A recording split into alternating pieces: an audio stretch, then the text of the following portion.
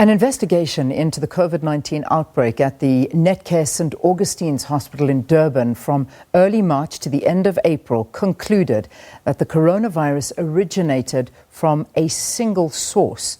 The rapid spread of the virus prompted an investigation leading to the closure of the hospital's emergency section and a cancellation of all planned surgery. The investigation concluded that between the 9th of March and the 30th of April, there were 119 confirmed cases. 80 were staff members, 39 were patients, and of those, there were a number of deaths as well. Dr. Richard Lessells, an infectious disease specialist at the University of KwaZulu-Natal, is one of those who led the investigation, and we're happy to have him joining us via Skype. Doc, thanks so much for joining us. Welcome to the program.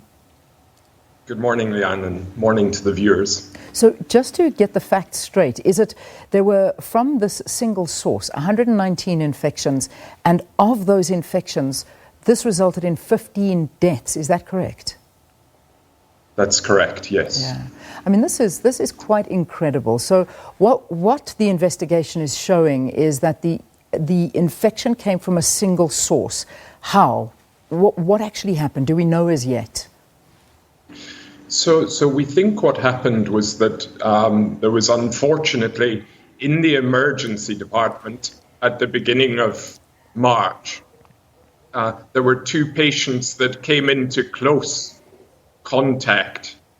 One patient had coronavirus, had recently returned from traveling, and the other person was being admitted for an unconnected medical problem. And we think the virus found its way from the one person to the other person. And then from there it spread very rapidly through the hospital on a number of different forms. And we could see evidence that it had transmitted from patients to patients and from patients to healthcare workers and back from healthcare workers to patients. So there was quite widespread transmission within the hospital. But just to ground you, because you said this is quite incredible, this is happening all around the world, and it's something of a shock to us. But we shouldn't be too surprised, because the other coronaviruses, your viewers will probably have heard of the original SARS epidemic and the MERS epidemic. So these other coronaviruses, those epidemics were driven to a large extent by spread within hospitals.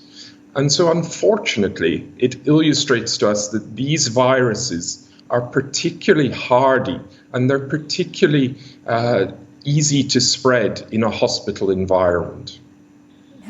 You bring up different kinds of infections that the world has grappled with before, but looking at a spread such as COVID-19 and the way that, I mean, we've heard of them, as you say. I mean, it takes you by surprise hearing it here in South Africa. We've been hearing these stories all around the world. I mean, I think it was a story of one individual who went to a nightclub in one country, and it just from there, the amount of cases that came out of that were astronomical. So, you know, it's something that's heard of. Have we seen a virus spread as fast as coronavirus spreads before?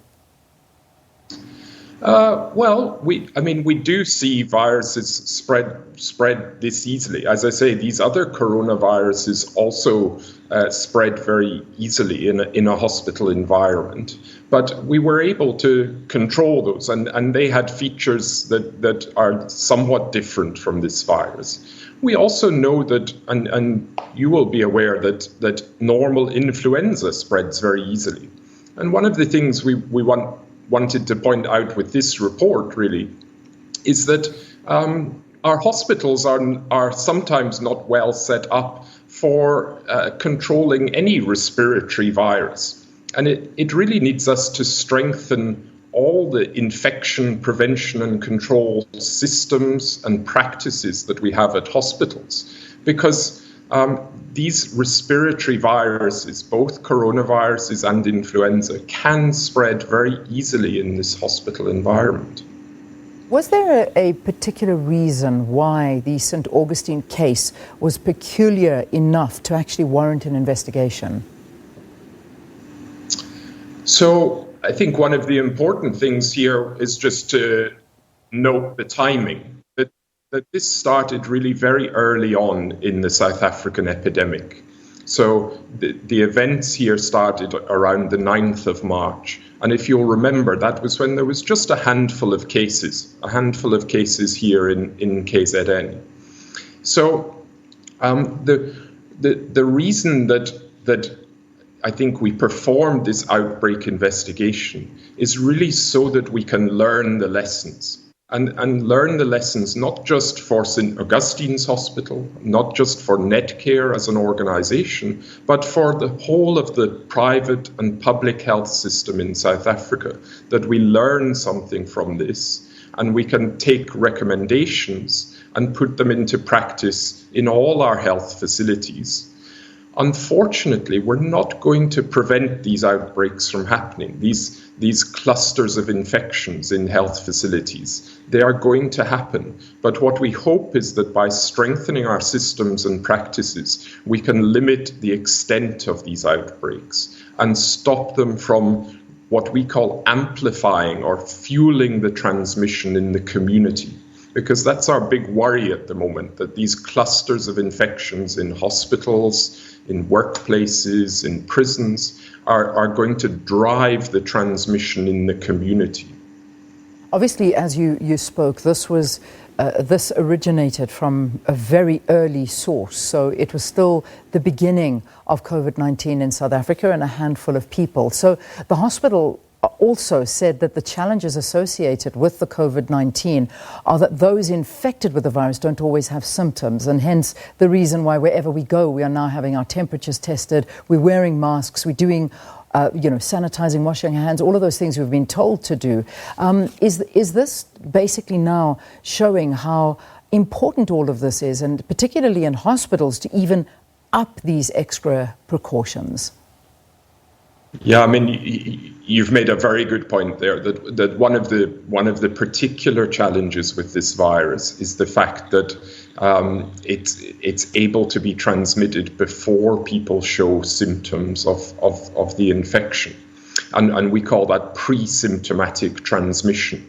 So we know that people are infectious probably 1 to 3 days before their symptoms start. And that's one of the things we could show here, was that some of the spread in the hospital was almost certainly pre-symptomatic transmission. So it was spreading from people before they had symptoms. And that's what makes it particularly challenging in hospitals.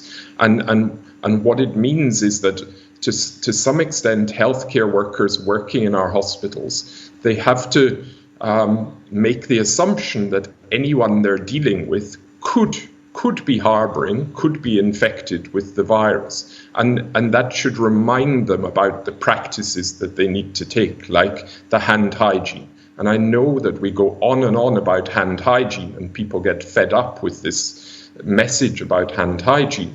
But for all of us, for the public at large, for healthcare workers, for anyone in a workplace, hand hygiene remains by far the most important strategy to prevent spread of this infection. I remember at one stage when Italy was the epicenter for this virus, and there were a lot of instances and cases where hospitals were just completely overwhelmed with patients, and there were almost far too many patients, and it was just spreading like wildfire within the hospitals.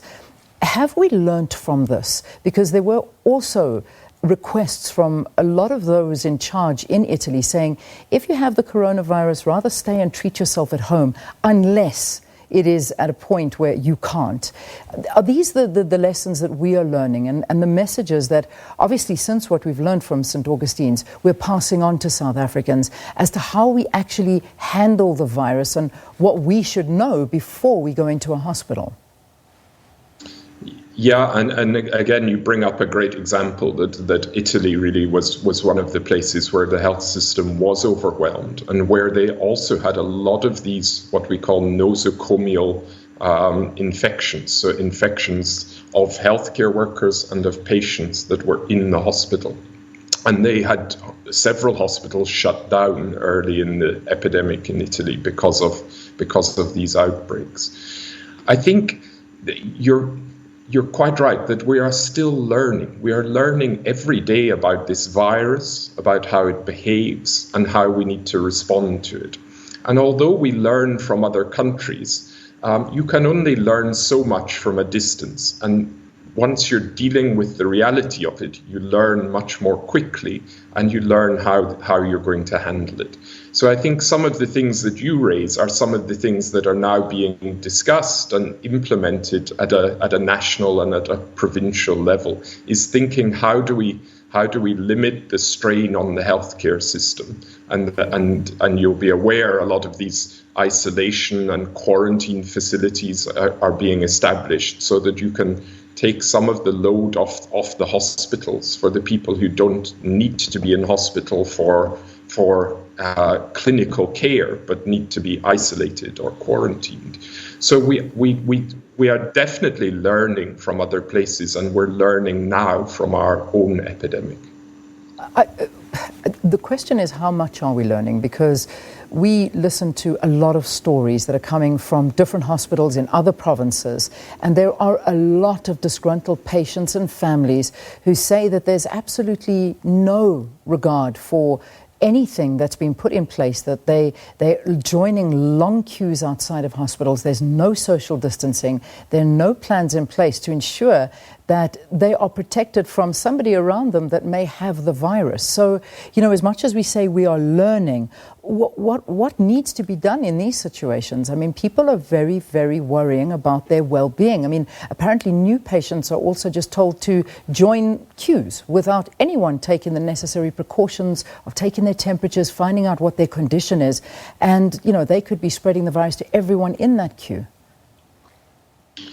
Yeah, so I mean that's worrying to hear that, but that is of course the reality, that changing things overnight is very difficult, and our hospitals and our health facilities to a large extent are not set up to deal with such a profound problem as this, with this kind of virus pandemic. And a lot of our hospitals, like St Augustine's Hospital, is a very old hospital. And so it's not designed well to deal with these things. I think it's clear that everybody is trying their best to put the systems in place to protect patients and protect healthcare workers in our facilities. And everybody has a responsibility there, from management of hospitals, down to individual healthcare workers, and down to members of the public. And as you say, if they see things that they feel are not right, then they need to be in a position to raise questions about that. And we all have a responsibility together. The only way that we're going to get through this epidemic is if we come together as a community, both a healthcare community, but also the wider community, to tackle the problems that we face. Has this particular unit within the hospital in St Augustine's, as far as you know, has it reopened? That's right. The hospital has reopened. Yes. Well, and we were actually there this week and last week, doing feedback sessions with the staff, with the nurses, with the doctors, with the managers, to try and go through the lessons that were learned and try and put forward the recommendations that they have already taken forward. They've implemented all of the recommendations that we gave in the report. And they've made a lot of changes to the structure, the flow of people around the facility, and have strengthened a lot of their systems in the hospital. You may not be in a position to answer this question because it is a very sensitive one. But as we mentioned up front in the interview, that there were 15 deaths that occurred because of the spread of this and because of this exact investigation that you participated in. But do you know if there are any pending lawsuits from families of those that died or that those were infected? Do you know of anything like this? I don't know, and I wouldn't be in a position to comment on that. But it's important. I would like to just point out that these deaths are awful. And our thoughts were with the families of the people who lost their lives in this outbreak at all times. And that's what really motivated us as a team to do a really thorough job with this investigation, so that the lessons can be learned from this outbreak and our recommendations can be put into place in hospitals around the country. And so that was important for us at all times. Yeah, Dr. Lessells, I didn't think you'd be able to answer that one, but you never know.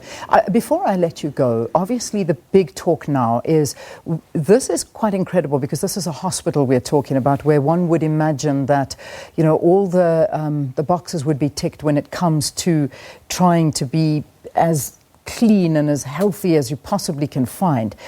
In the background, and I now speak to you in your capacity of an infectious disease specialist, going to a school and school starting, is this going to be a breeding ground? Because so many parents are worried at this time. And I know that there's the talk that children are not real carriers and they don't infect adults. And, you know, there's still the early stages of investigations in this.